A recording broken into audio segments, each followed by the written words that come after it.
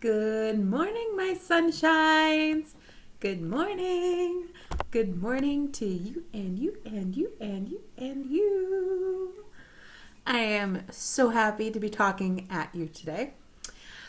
We are going to continue reading the one and only Ivan. Who can raise their hand and tell me what happened last time we read this? Yeah, AJ, can you read that for me, please?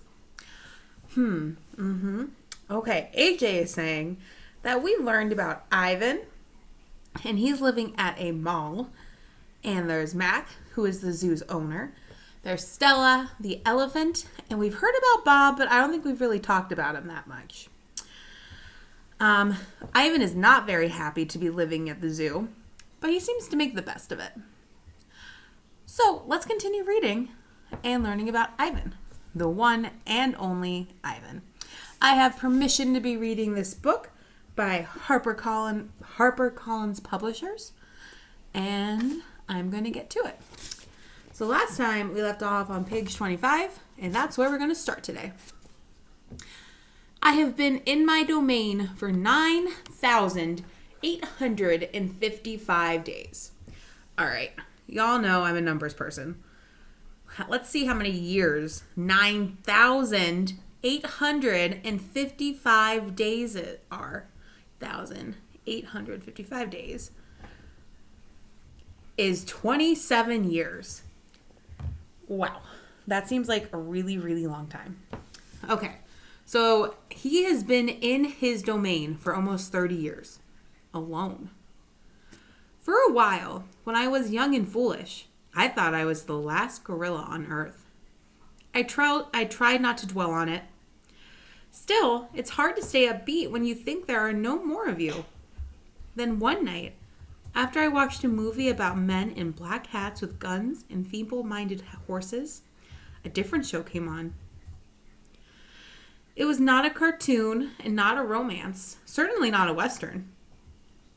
I saw a lush forest. I heard birds murmuring. The grass moved, the trees rustled. Then I saw him. He was a bit threadbare and scrawny, and not as good looking as I am, to be honest. But sure enough, he was a gorilla. As suddenly he appeared, the gorilla vanished, and in his place was a scruffy white animal called, I learned, a polar bear. And then a chubby water creature called a manatee, and then another animal and another. All night, I sat wondering about the gorilla I'd glimpsed. Where did he live? Would he ever come to visit? If there was a he somewhere, could there be a she as well? Or was it just the two of us in all the world, trapped in our own separate boxes? Stella says she is sure I will see another real live gorilla someday. And I believe her because she is even older than I am and has eyes like black stars and knows more than I ever will know. Stella is a mountain. Do you guys remember what kind of animal Stella is? She's an elephant. Next to her, I am a rock, and Bob is a grain of sand. Every night, when the stores close and the moon washes the world with a milky light, Stella and I talk. We don't have much in common, but we have enough. We are huge and we are alone, and we both love yogurt raisins. Sometimes Stella tells stories of her childhood, of leafy canopies hidden by mist and the busy songs of flowing water. Unlike me, she recalls every detail of her past. Stella loves the moon with its untroubled smile. I love the feel of the sun on my belly. She says, "It is quite a belly, my friend." And I say, "Thank you, and so is yours." We talk, but not too much. Elephants, like gorillas, do not waste words.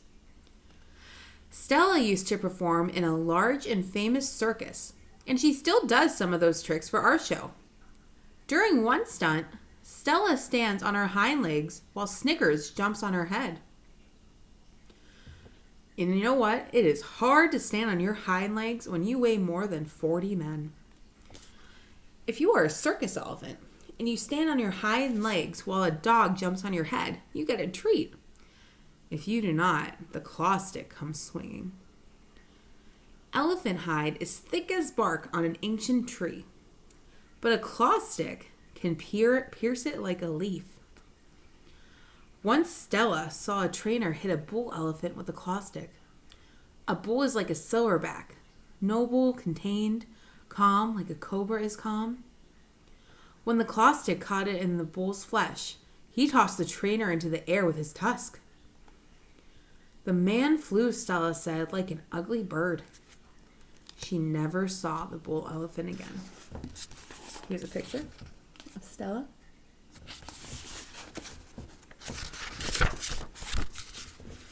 Stella's trunk is a miracle. She can pick up a single peanut with elegant precision, tickling a pouncing mouse, tap the shoulder of a dozing keeper. Her trunk is remarkable, but still it can't unlatch the door of her tumble-down domain. Circling Stella's legs are long ago scars from the chains she wore as a youth. Her bracelets, she calls them. When she worked at the famous circus, Stella had to balance on a pedestal for her most difficult trick. One day, she fell off and injured her foot. When she went lame and lagged behind the other elephants, the circus sold her to Mac. Stella's foot never healed completely.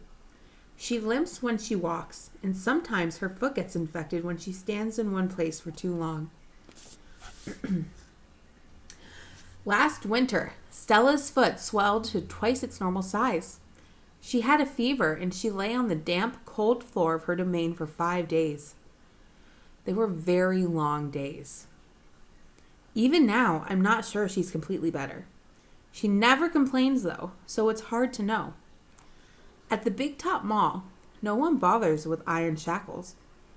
A bristly rope tied to a bolt in the floor is all that's required. They think I am too old to cause trouble, Stella says. Old age, she says, is a powerful disguise. It's been 2 days since anyone's come to visit. Mac is in a bad mood. He says we are losing money hand over fist. He says he's going to sell the whole lot of us. When Thelma, a blue and yellow macaw, demands, "Kiss me, big boy," for the 3rd time in 10 minutes, Mac throws a soda can at her. Thelma's wings are clipped so she can't fly, but she can still hop. She leaps aside just in the nick of time. "Pucker up," she says with a shrill whistle. Mac stomps to his office and slams the door shut. I wonder if my visitors have grown tired of me. Maybe if I learn a trick or two, it will help.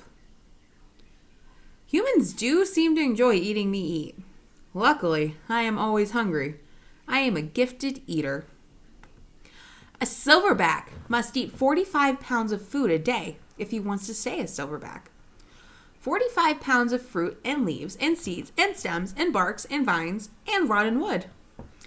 Also, I enjoy the occasional insect. I am going to try to eat more. Maybe then we will get more visitors. Today I will eat 50 pounds of food, maybe even 55.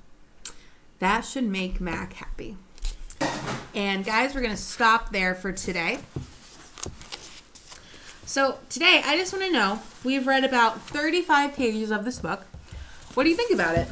Do you like it? Is this something that you would read by yourself?